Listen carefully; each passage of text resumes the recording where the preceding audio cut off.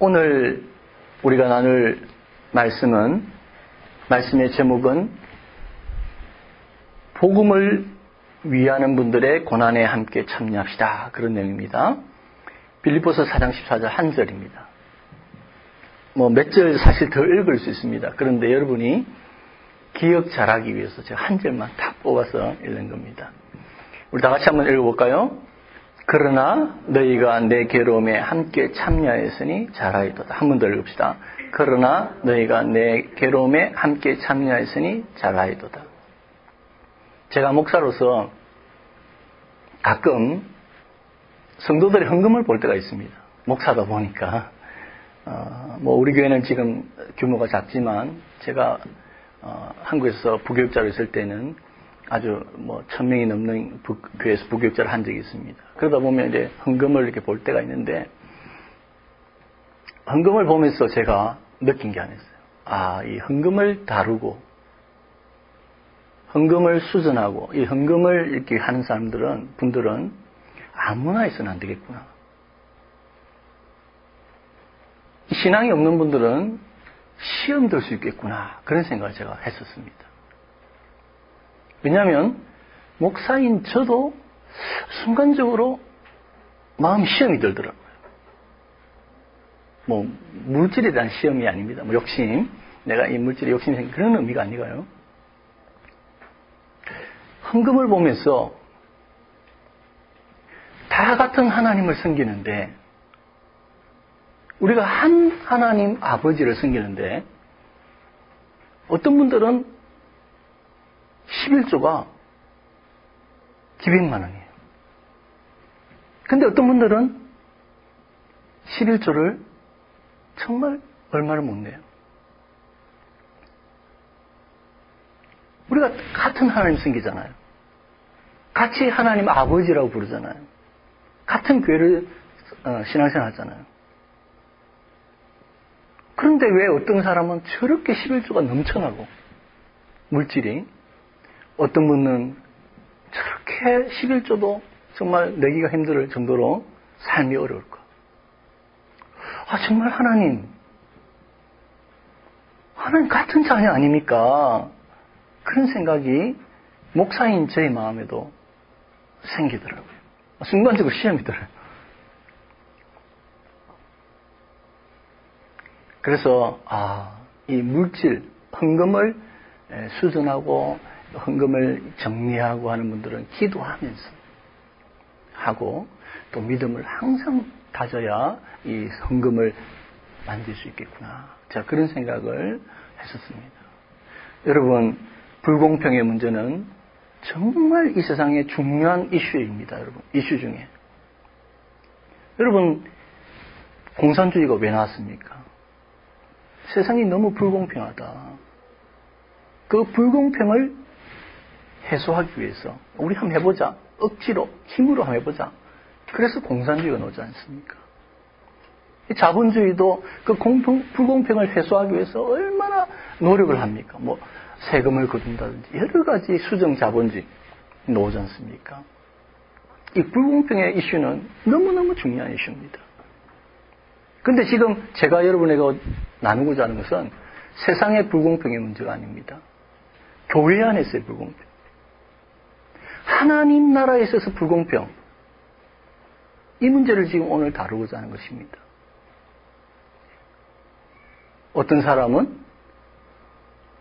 너무너무 편하게 신앙생활 하는데, 어떤 사람은 주의 복음을 위해서 그렇게 고생을 해요. 어떤 사람은 물질을 잘 벌어서 자녀들 교육 잘 양육하고 그렇게 멋지게 자자손손 잘 살아가는 것 같고, 어떤 사람은 주를 위해서 어려운 길을 가고 고통당하다가 자녀들이 교육도 제대로 못 받지 못하고 그렇게 살다가 갑니다. 어찌 된 겁니까? 하나님 나라의 불공평, 교회 안에서의 불공평, 이거 어떻게 이해하고 어떻게 여러분 설명하겠습니까? 오늘 그 문제를 한번 다루고자 합니다. 사도 바울은 오늘 14절에서 이렇게 말씀하고 있습니다. 그러나 너희가 내 괴로움에 함께 참여했으니 잘하였다. 사도 바울은 지금 괴로움의 상태에 있습니다. 고난의 상태에 있습니다. 사도 바울은 여러분 빌립보서를 기록한 이 빌립보서는 옥중서신이라고 합니다. 사도 바울이 옥에서 기록한 거예요. 사도 바울은 여러분 잘 아시지 않습니까? 정말 그 시대의 당대의 가장 위대한 학자 중에 한 명입니다. 그의 미래는 창창했습니다. 가말리엘 문화, 최고의 문화의 바리새인 중에 바리새인이었습니다. 그의 삶은 어려울 게 없었습니다, 사실은. 그런데 그는 예수님을 위해서, 복음을 위해서 고난의 길을 갔습니다. 어떤 때는 매를 맞기도 하고, 어떤 때는 채찍에 맞기도 하고, 어떤 때는 돌에 맞기도 하고, 그렇게 죽었다고 사람들이 버릴 정도로 그렇게 맞기도 했습니다. 아마 그의 몸은 만신창이가 되었을 거예요. 그 상상할 수 있잖아요, 그죠? 많이 늙었습니다. 근데 감옥에 갇혔습니다. 복음을 전하다가. 여러분, 오늘날의 감옥도 뭐 나쁘겠지만, 오늘날의 감옥과 그 시대의 감옥을 여러분, 거의 2000년 전의 감옥을 비교할 수 있겠습니까? 얼마나 어둡고, 얼마나 힘들고, 춥고, 고달프겠습니까? 그는 복음을 위해서 그의 마지막 인생도 지금 감옥에서 갇혀 있습니다. 왜 그렇게 살아야 됩니까? 사도 바울은 왜 그렇게 살아야 됩니까? 사도 바울은 뭐 다른 베드로처럼 결혼할 권리가 없겠느냐? 없습니까? 사도 바울은 다른 사람처럼 편하게 신앙생활 할 수 없습니까, 여러분? 고린도 교회를 향해서 그렇게 했잖아요. 너희는 벌써 이미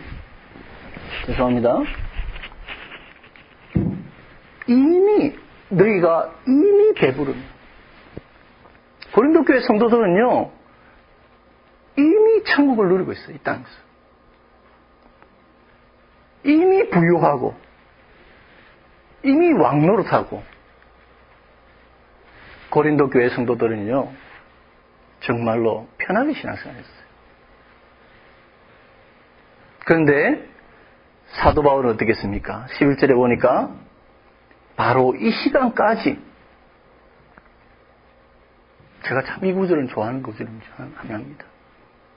너희들은 이미 왕노릇하지만 나는 이 시간까지, 바로 지금까지 줄이고 목마르고 헐벗고 매맞고 정처받다. 세상의 찌꺼기처럼 그렇게 취급받으면서 살아오고 있다. 복음을 위해서. 왜 사도 바울은 그렇게 살아야 됩니까? 누구는 그렇게 편하게 신앙생활을 하는데.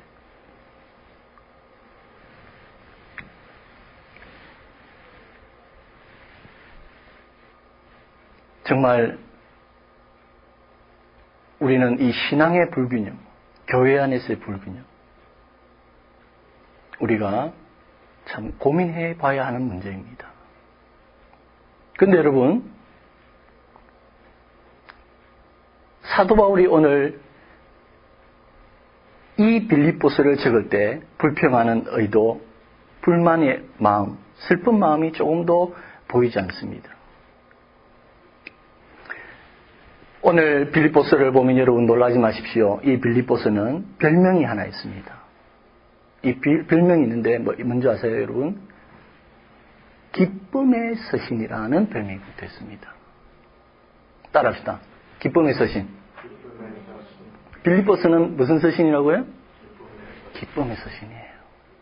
너무 기쁨이라는 단어가 많아서 기쁨의 서신이라고 했어요. 사도 바울은요, 그는 그렇게 말했습니다. 사람들이 나를 괴롭히려고 어떤 사람 복음을 전하는데 그래도 좋다. 그리스도만 전파되면 내가 기뻐하고 또한 기뻐하리라.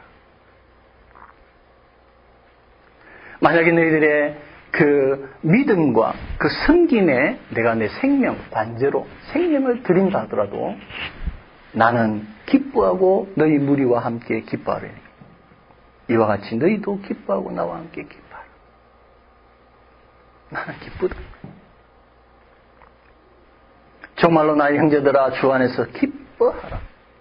내가 이렇게 말을 하는 것은 너에게 수고롭지 않고 너에게 계속 반복해도 수고로운 일이 없고 너에게는 참 이 말이 안전하다. 기뻐해라.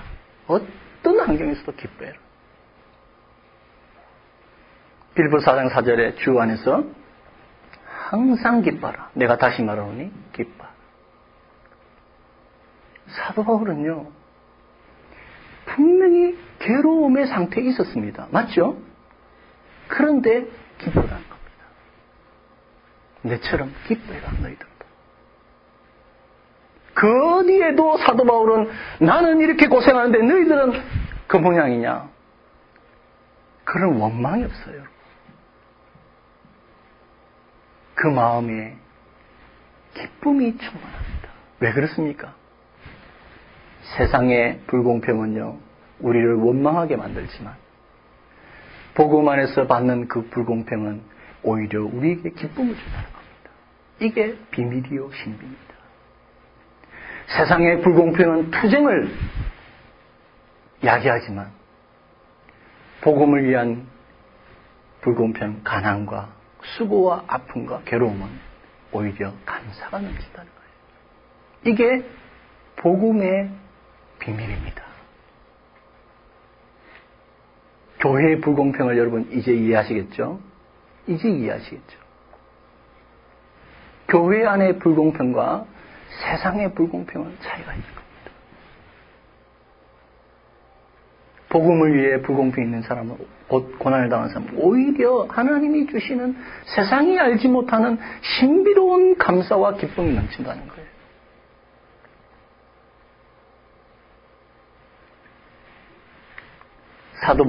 사도들은 여러분 매를 맞고 복음을 위해서 매를 맞았습니다. 사내들인 공회에서 매를 맞고 이제 복음 전하지 마라. 그렇게 채찍에 맞고 내보냄을 받았습니다. 그때 그들이 어떻게 했습니까? 그들은 채찍에 맞고 놓으면서 이렇게 말했습니다. 우리가 예수님의 이름을 위하여 능력받는 일에 합당한 자로 여기심을 기뻐하면서 공부합니다. 내가 예수님 때문에 매를 맞았다. 참 감사하다. 내가 복음을 위해서 매를 맞는 사람이 됐다. 그것으로 기뻐하며 나왔다는 겁니다. 여러분 이해되십니까? 인간적으로는 이해 안 되는 겁니다. 이거는 실만 하나님의 기쁨이 아니고는 이해가 안 되는 거예요.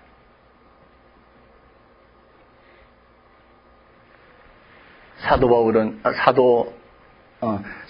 사도행전 6장 15절에는 스데반 이야기가 나옵니다. 여러분 한번 읽어봅시다. 같이 읽겠습니다. 시작. 공회 중에 앉은 사람들이 다 스데반을 주목하여 보니 그 얼굴이 천사요. 스데반은 돌에 맞아 죽었습니다. 돌에 맞아 죽어가는 스데반의 얼굴에 천사와 같았다. 이거는 그냥 기쁨이라는 표현하고도 표현할 수 없는 거예요.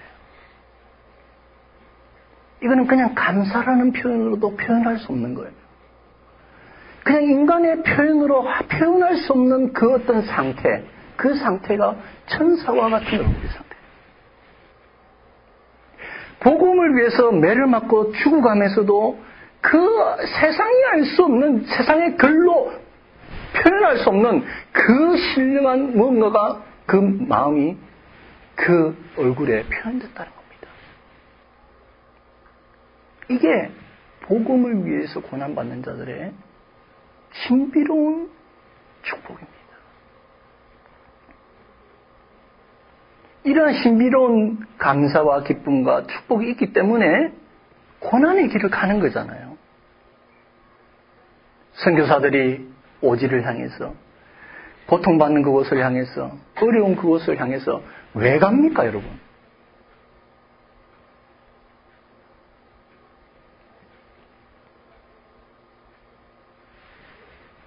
남모르는 기쁨이 있기 때문이었습니다. 왜 목사가 어려운 길을 갑니까? 남모르는 기쁨이 있기 때문에 그렇습니다. 왜 성도들이 남보다 더 헌신하고 희생하고 수고합니까? 성도들의 삶에서. 인간적으로 이해 안 되죠. 이런 남모르는 하나님이 주시는 복이 있기 때문에 그 길을 간다는 것입니다.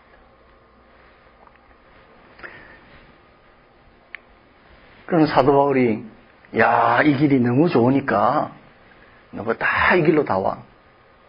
응? 아니면 사도 바울 간 그 길이 다 맞으니까 최고의 길이니까 우리 다 그 길로 가야 된다. 우리 사도 바울처럼 다 돼야 된다. 그렇게 할 수 있습니까? 사도 바울은 그렇게 하지 않았습니다. 성경의 어디 부분도 사도 바울이 다 내처럼 이렇게 살아야 된다. 그렇게 요구하지는 않았습니다. 왜 그러냐 여러분? 고린도전서 12장에는 그 설명이 되어 있습니다. 고린도전서 12장 29절 30절에 보니까 29절 한번 봅시다. 다 사도겠냐? 다 선지자겠느냐? 다 교사겠느냐? 능력을 행하는 자겠느냐? 다 병 고치는 은사를 가진 자겠느냐? 다 방언을 말하는 자겠느냐? 다 통역하는 자겠느냐? 아니라는 겁니다. 다 선지자, 사도 아니라는 겁니다. 똑같이 이 길을 다 같이 와야 된다. 사도 바울은 절대 그렇게 말하지 않았습니다. 방은 좋죠, 여러분. 방은 여러분 받기를 원하고 하시기를 원합니다. 그러나 다 방언을 말하겠느냐? 아니라는 겁니다. 누가 여러분 방언 못하면은 잘못됐다. 그 말이 잘못됐습니다, 여러분. 예? 성경은 그렇게 가르치지 않습니다. 다 방언을 말하겠느냐?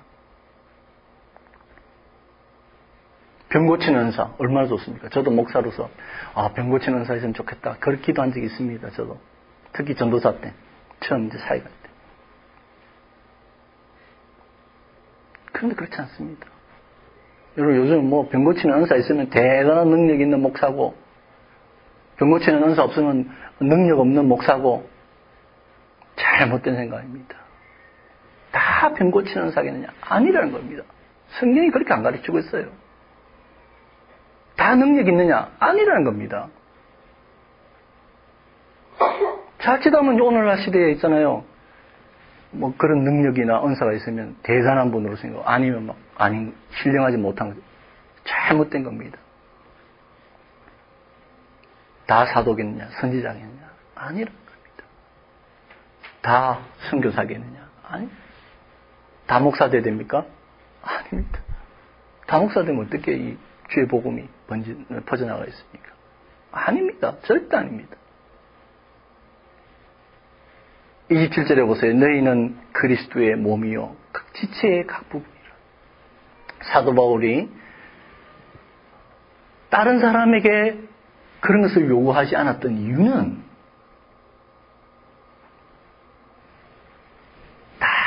우리는 한 몸이지만 다른 지체를 가집니다. 어떤 사람은 눈처럼 지체고 어떤 사람은 심장처럼 어떤 사람은 팔처럼 어떤 사람은 발처럼 다 우리는 지체가 틀리다는 거죠. 예? 그렇기 때문에 사도 바울은 너희 각자의 모습대로 섬기라 하지 스데반처럼 사도 바울처럼 그렇게 살아라고는 요구를 하지 않으시죠. 물론 그 길 가면 좋겠지만 다 그렇진 않다는 겁니다. 며칠 전에 사실 미나 성도님 오늘 참석 안 하셨네요. 미나 성도님 간증을 들었습니다. 제가. 미나 성도님이 한국에 있을 때 교통사고를 크게 당했대요. 거의 죽는 지경에 정말 큰 사고였답니다. 근데 의식이 있었대요. 그 의식이 있는데 자신의 마음속에 이런 확신이 확 들더랍니다. 네가 다시 살아나면 물질로 하나님 나라를 섬겨라. 그런 확신이 확 들더래요. 그래서 그거 붙들고 기도했대요. 하나님 살려주세요. 나를 한번 살려주세요. 그러면 내가 물질을 가지고 주의 나라를 섬기겠습니다. 살려주세요. 그 기도를 가지고 계속 기도했대요. 근데 정말 지금 여러분 아시다시피 미나 성도님 건강하게 지금 계시잖아요. 왜 자신이 지금도 공부하느냐? 그 일을 위해 제가 자신이 물질을 가지고 섬기기 위해 그 목표는 지금도 변하지 않대요. 그렇습니다, 여러분. 하나님 나라에는 물질로 승계될 사람도 있습니다. 몸으로 승계될 사람도 있고. 여러분, 예수님과 예수님의 제자들이 사회 가실 때에도 여러 여인들이, 여기 쭉 설명되어 있죠. 여러 여인들이 자기들의 소유를 가지고 예수님과 예수님의 제자들의 사역을 스포트했다. 그렇게 성경이 분명히 기록하고 있습니다. 그런 스포트가 없었으면 어떻게 사역했겠습니까? 사람들마다 섬김의 모습이 틀린 거예요. 그걸 통해서 하나님은 한 몸을 이루고 한 하나님의 나라를 이루면서 그렇게 복음의 역사를 이끌어 가잖아요. 그래서 우리는 여러분, 우리에게 주신 은사대로 복음을 위해서 헌신하는 것이죠. 근데 사도 바울이요, 한 가지 아주 칭찬한 거는 있어요. 뭐 사도 바울이 왜 내처럼 그렇게 고생 안 하느냐, 내만 왜 고생하느냐, 아니면 너희들 모습대로 그냥 헌신해라, 이 정도에서 끝인 것이 아니라 한 가지 칭찬한 것이었어요. 그거는 오늘 우리가 읽은 본문의 말씀이죠. 그러나 너희가 내 괴로움에 함께 참여했으니 잘하였다. 사도 바울이 이거 하나는 칭찬했어. 너희들이 내 괴로움에 참여했다. 사도 바울이 여러분 마게도냐로 처음에 복음 전하러 떠날 때 그때부터 빌립보 교회는 섬겼다고 했습니다. 물질과 기도로 후원했다고 그 뒤에 부분 제가 기록하고 있지 않지만 읽어보십시오. 4장에. 다른 교회들은 그렇게 참여하지 못할 때도 빌립보 교회만은 참여했다고 했어요. 그리고 그들은 꾸준하게 빌립보 교회는 사도 바울에게 물질과 기도로 후원을 했습니다. 심지어는 나중에 감옥에 갇혔을 때도 에바브로를 통해서 너희가 보낸 그 물질이 나에게 풍족하다. 나가 부족해서 그런 게 아니라 너희들이 보낸 것 때문에 내가 풍족하다. 감사하다. 감옥에 갇혀있는 그때도 빌립보 교회는 변함없이 사도 바울을 물질과 기도로 후원했다는 거예요.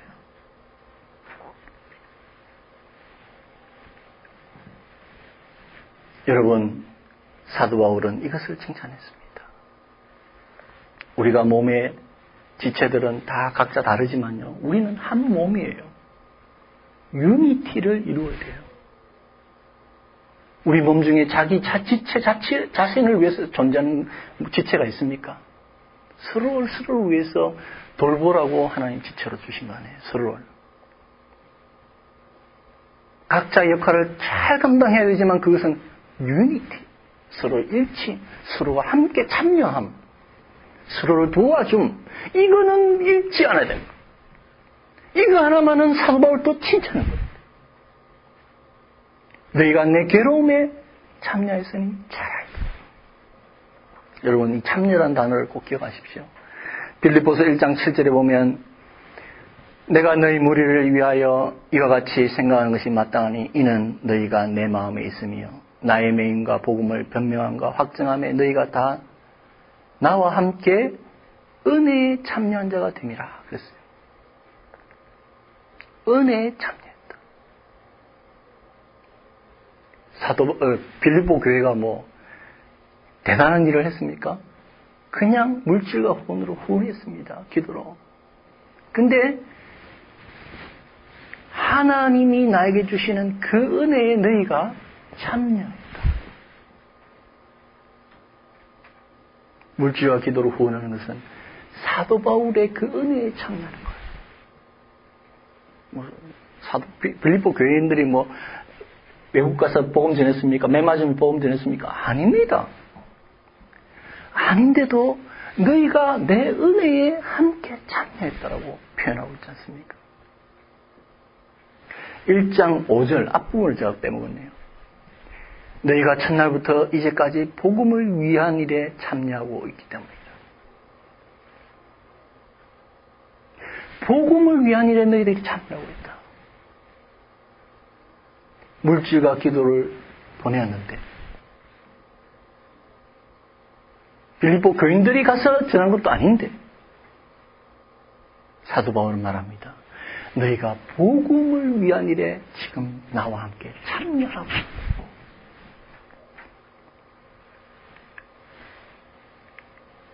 우리 14절 다시 위로 올라오고 너희가 내 괴로움에 참여했다. 빌립보 교인들이 괴로움 받고 있습니까 지금? 빌립보 교인들이 지금 뭐 감옥에 갇혔습니까? 채찍을 맞았습니까? 아니에요. 그들은 물질과 기도로 후원을 했을 뿐인데 사도 바울은 내 괴로움에 너희가 지금 참여하고 있다. 괴로움에 참여하고 있다. 잘 알듯다. 참여라는 단어를 여러분 기억하십시오. 이 참여라는 말은 서로를 돌아보는 것이고 각 지체가 유니티를 이루는 것이고 복음을 위해서 고난받는 어려운 길을 가는 사람들을 내가 그대로 배려하는 그러한 것이 참여입니다.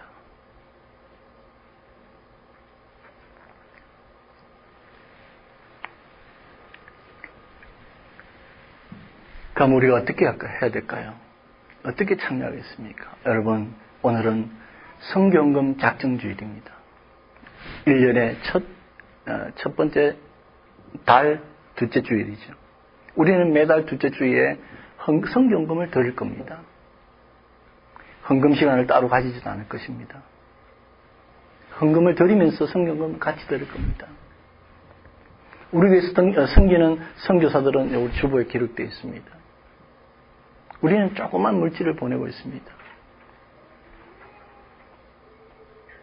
아니, 우리 교회 참빛과 소금교회 지금 약한데 무슨 성경금을 보냈냐고.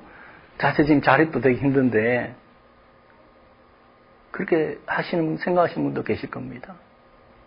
여러분, 그러면 가난한 사람은 남을 안 도와야 됩니까? 가난하다고 남에게 돕는 마음이 전혀 없다면 그 사람은 평생에 가난하게 살 수도 있잖아요. 그 마음가짐에 우리가 변화가 있어야 되지 않겠습니까? 가난해도 거기서 뜯어가지고 조금이라도 남에게 베푸는 그런 삶이 복된 삶이고 정말 앞으로 부유해질 수 있는 삶이 아니겠습니까?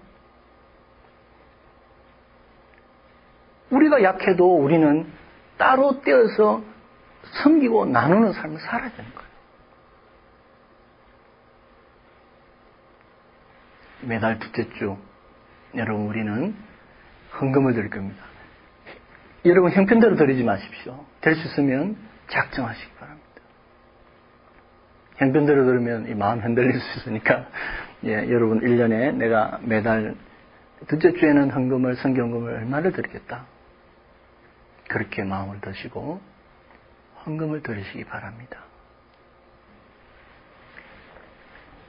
그러면 어떠한 축복이 주어집니까? 그 뒤에 오늘 본문 뒤에 제가 다 기록해야 되지만 기록도 하지 않았습니다. 18절에 내게는 모든 것이 있고 또 풍족한지라 에바브로 디도편에 너희에게 준 것을 받았으므로 내가 풍족하니 이는 받으실 만한 향기로 제물이요 하나님을 기쁘시게 한 것이라. 사도 바울을 후원하고 기도했는데 이거는 사도 바울에게 주는 것이 아니라 하나님에게 드리는 제물이다. 향기로 여러분 향기 아름다운 아주 아름다운 향기를 맡아본 적 있습니까? 저는 오이 향기를 좋아합니다. 여름날의 그 오이 향기. 하나님의 그 마음의 향기로운 제물입니다. 성도들을 돌아보는 이러한 것은 하나님을 기쁘시게 하는 것이다. 사람을 기쁘게 하는 것이다. 여러분이 드리는 그 작정금이 하나님을 기쁘시게 합니다. 19절에 나의 하나님이 그리스도 예수 안에서 영광 가운데 그 풍성한 대로 너희 모든 쓸 것을 채우시리라. 어떻게 더 이상 표현하겠습니까, 여러분? 표현할 수 있는 표현을 다인 것 같아요.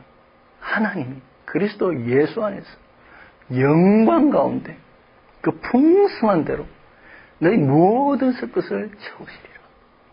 하나님이 반드시 갚아주시다.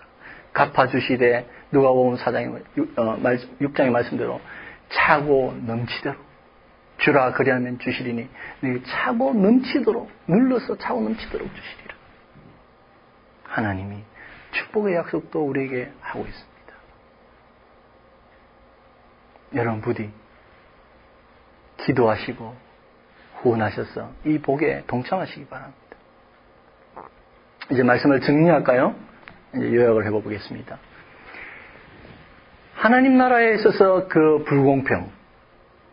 불공평은 여러분 원망과 투쟁과 불평의 제목이 되지 않습니다. 오히려 감사와 기쁨과 세상이 알지 못하는 기쁨이 있습니다. 그래서 선교사들이 고난의 길을 가고 주의 종들이 고난의 길을 가는 거죠. 그렇지만 여러분 똑같은 것을 요구하지 않습니다. 각자의 은사대로 여러분 각자의 지체대로 우리가 충성하면 됩니다. 그렇지만 한 가지만은 기억하십시오. 우리는 각자라고 해서 다 각자가 아닙니다. 유니티, 하나입니다. 참여하고 돌아보고 서로를 돌아보는 그것을 주님은 잘하였도다 칭찬합니다. 부디 이 일에 동참하심으로 주님의 복을, 오늘 말씀의 복을 그대로 받아 누리시는 여러분 되시기를 축원합니다. 여러분 오늘 우리가 통성으로 기도할 때 다 여러분 기억 안 나셔도 됩니다. 마음에 한 가지 기억 남는 거 있으면 그거 붙들고 기도합시다. 우리 다 같이 한번 통성으로 받은 말씀을 가지고 기도하겠습니다. 사랑의 하나님.